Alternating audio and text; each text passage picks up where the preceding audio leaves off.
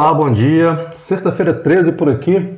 O dia amanheceu nublado aqui em Portugal, como sempre tem amanhecido, diga-se de passagem. Muitas notícias chegando. Temos aqui o Diário de Notícias informando que a A1, que é uma rodovia aqui de Portugal, cortada na zona de Coimbra, comboio de Lisboa a Porto suspensos e barcos para Seixal parados. Diz a reportagem, o mau tempo tem provocado diversos congestionamentos nas estradas em várias zonas do país, nas ligações ferroviárias, mas também na travessia fluvial entre Seixal e Cais do Sodré. São aí as consequências dessa onda, de tempestades que tem assolado o país aqui de Portugal. Lembrando que a previsão da última onda de tempestades amanhã, no sábado.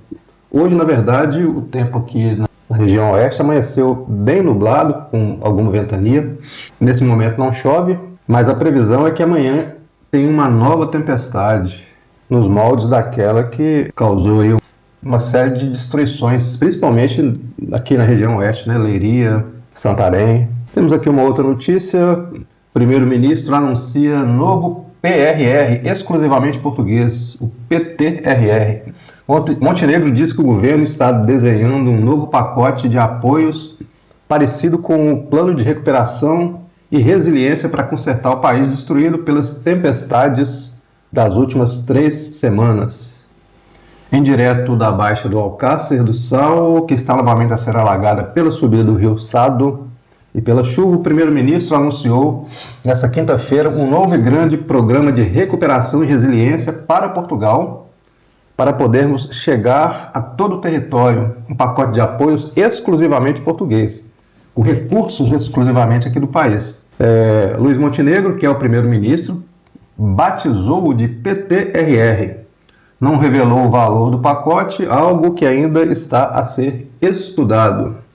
Mas é fato que alguma coisa tem que ser feita a nível de investimento por parte do governo, porque o país ele vai precisar e vai demandar de muitos recursos e, sobretudo, mão de obra.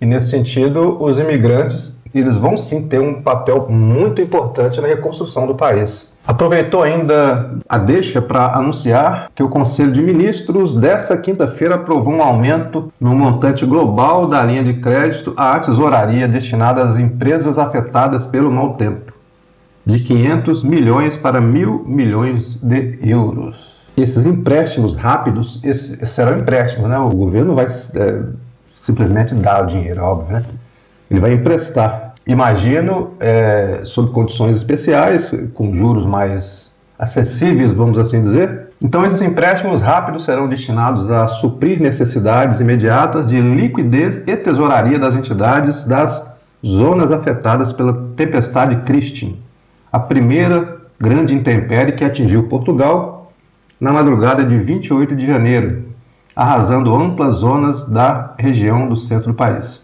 Então é isso. O governo trabalhando aí para minimizar os efeitos, as consequências dessas intempéries de tempo aqui que assolaram Portugal e parte da Europa. Essa é a principal notícia hoje do Diário de Notícias. Vamos ver aqui outros veículos de informação aqui de Portugal. O que está falando aqui? RTP. A RTP basicamente traz o mesmo anúncio do Diário de Notícias, Eu acho que é a notícia mais importante do dia de hoje, no que se refere a essa tragédia natural, que é esse auxílio do governo para os afetados. Uma outra notícia aqui vem lá de Coimbra.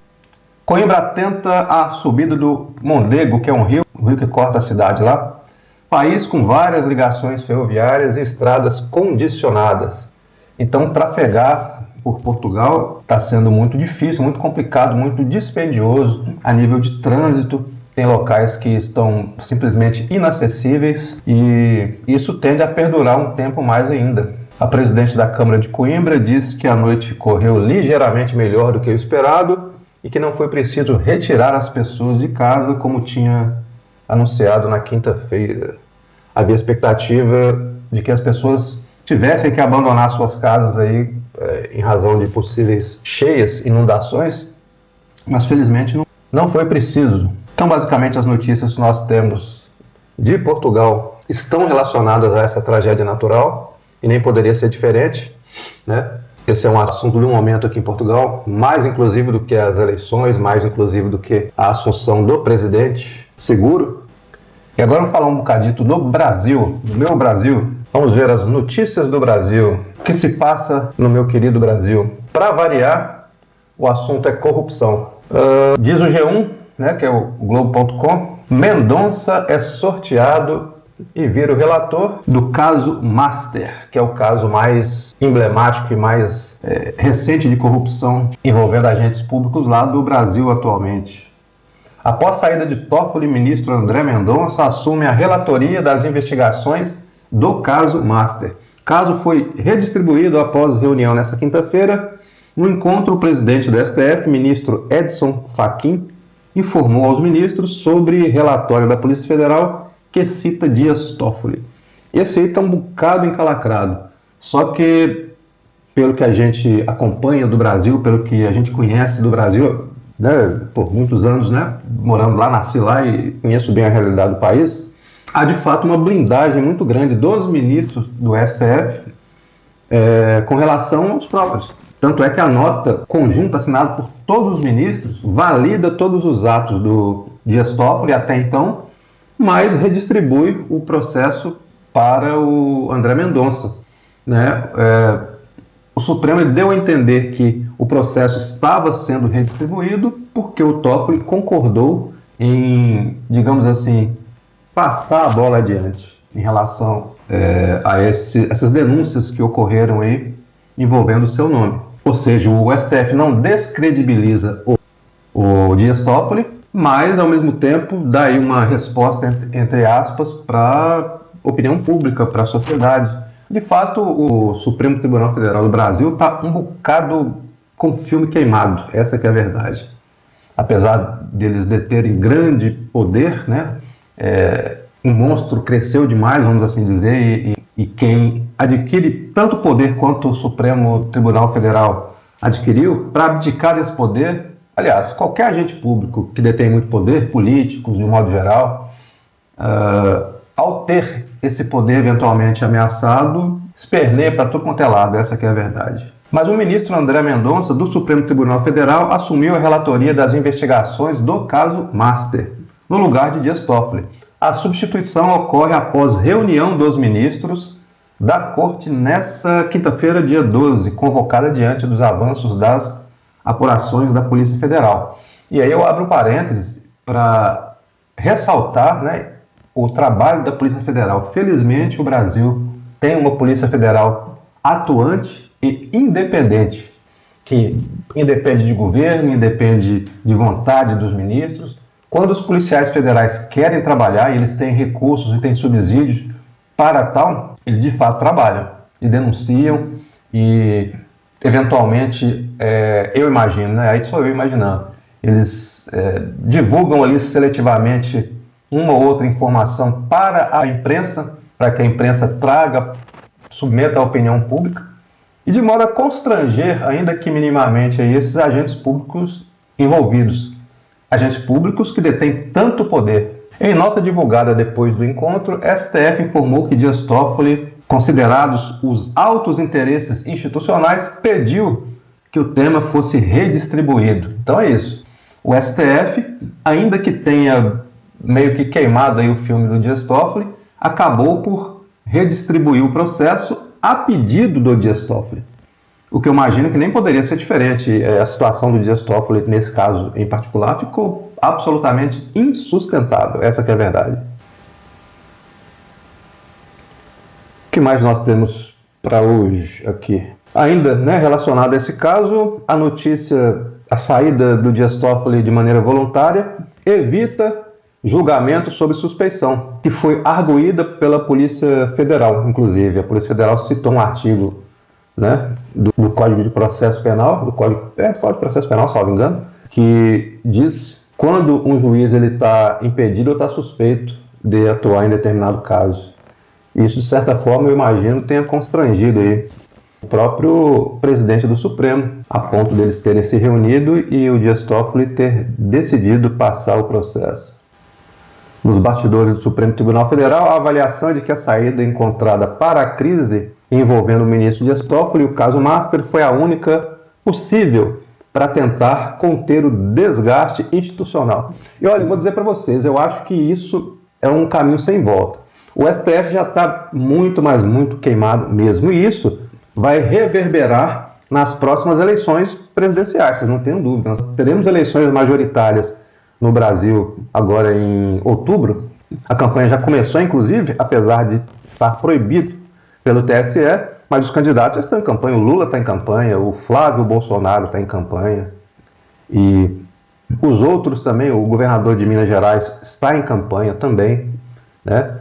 Desses todos aí, eu acho que o único que não está em campanha verdadeiramente, na verdade eu acho que ele nem quer ser candidato, é o Ratinho Júnior. O nome dele vem aparecendo aí em diversas sondagens, mas eu não vejo ele com esse ímpeto de se tornar presidente. Mas todos os candidatos já estão em campanha, e esse tema STF, o tema corrupção, vai ser um tema muito forte nas eleições de outubro no Brasil, porque o país ele passa por problemas sérios de corrupção, sempre passou, e agora me parece que esse escândalo do Banco Master aí tem potencial para ser mais catastrófico para os agentes públicos do que a própria Lava Jato, né, que foi um marco na história do Brasil no que se refere ao combate à corrupção, mas infelizmente foi sabotada, vamos assim dizer. Não vou entrar em detalhes aqui, porque acho que todos nós conhecemos a história da Lava Jato e como ela foi sabotada. O que poderia ser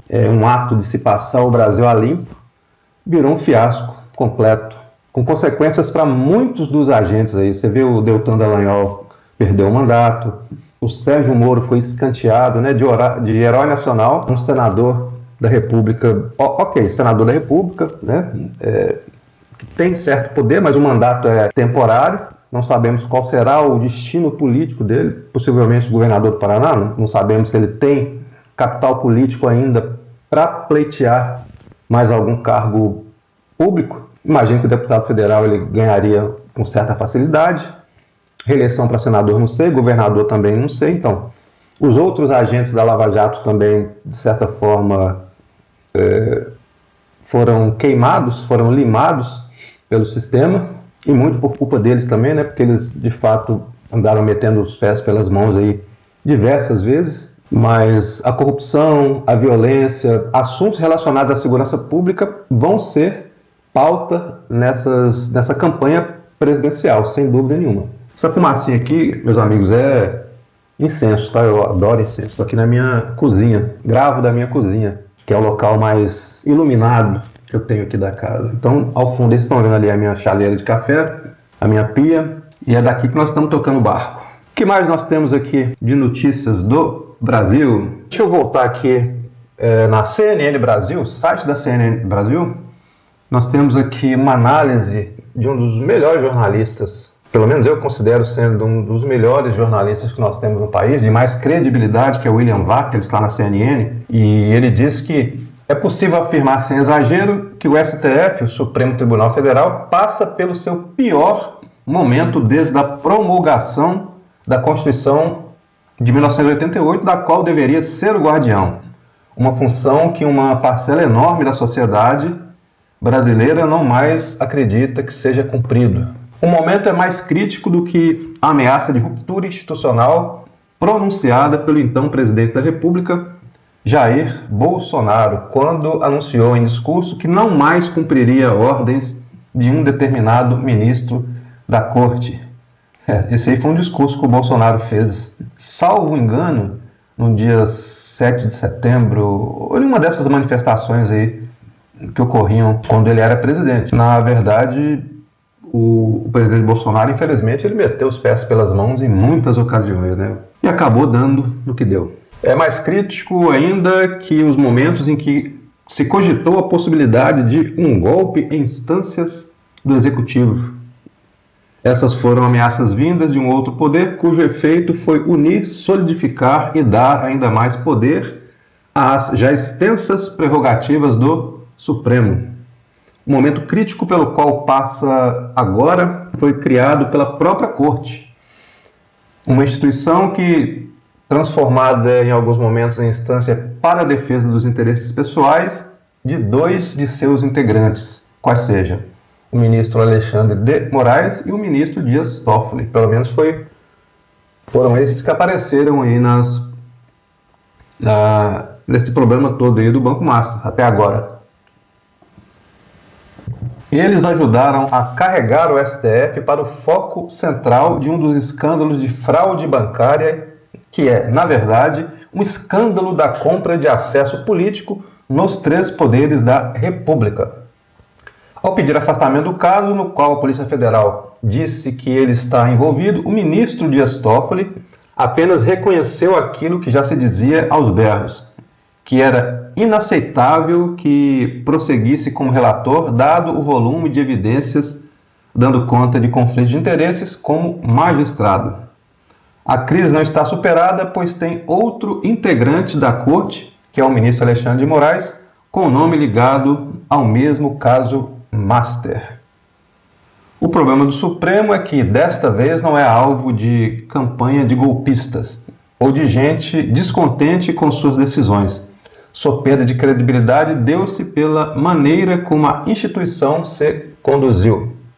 É aquela história que eu falei. O STF hoje ele detém muito, mas muito poder mesmo. Ou seja, nós temos aí uma ruptura, não é nem uma ruptura, mas nós não temos uma equivalência entre os três poderes. Temos o poder legislativo, o executivo e o judiciário no Brasil. O poder judiciário tem adquirido um protagonismo muito maior do que os outros dois poderes. O caminho para sair disso é longo e terá muita repercussão nas próximas eleições, conforme eu disse. A bola da vez nas próximas eleições é a corrupção, é a violência, e aí entenda-se como violência também violência institucional, que é o caso dessa corrupção aí envolvendo o Banco Master. E é isso, pessoal, ok? Por hora eram essas as notícias que eu gostaria de trazer. Gostaria de pedir a vocês que acompanhassem aí o nosso trabalho através do YouTube, através do Instagram, através do TikTok. Essa minha investida aqui nas mídias sociais é relativamente nova e eu espero contar com o apoio de vocês, porque eu de fato gosto muito de interagir. Acaba sendo um hobby mesmo, um passatempo para este imigrante brasileiro além mar. Gosto de escrever, gosto de me comunicar e essa é uma forma que eu encontrei de dar uma desopilada, dar uma desestressada dessa vida, digamos, corrida, que é a vida do imigrante, sempre envolvido aqui com os problemas do país, atividades profissionais que eu tenho aqui também, outras, né? E considerem seguir, considerem acompanhar aí o nosso trabalho, que está só começando e tem muita novidade por aí, eu tenho muitas ideias a serem implementadas aqui para o canal. Grande abraço, até qualquer hora, tamo junto.